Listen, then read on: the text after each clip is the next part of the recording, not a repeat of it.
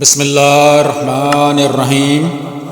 سیدنا ابو ہریرہ رضی اللہ تعالی عنہ بیان کرتے ہیں کہ رسول اللہ صلی اللہ علیہ وآلہ وسلم نے فرمایا، اگر مجھے اپنی امت پر مشقت ڈالنے کا احساس نہ ہوتا تو میں ان کو ہر وضو کے ساتھ مسواک کرنے کا حکم دے دیتا اور نماز عشاء کو 1/3 رات یا نصف رات تک مؤخر کر دیتا۔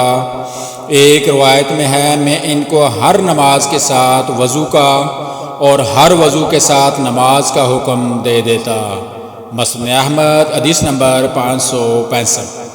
سیدنا عبداللہ بن عمر رضی اللہ تعالی عنہ سے روایت ہے کہ رسول اللہ صلی اللہ علیہ وآلہ وسلم جب بھی سوتے تھے، مسواک آپ صلی اللہ علیہ وآلہ وسلم کے پاس ہوتی تھی، پس جب آپ صلی اللہ علیہ وآلہ وسلم بیدار ہوتے تو مسواک سے شروع کرتے۔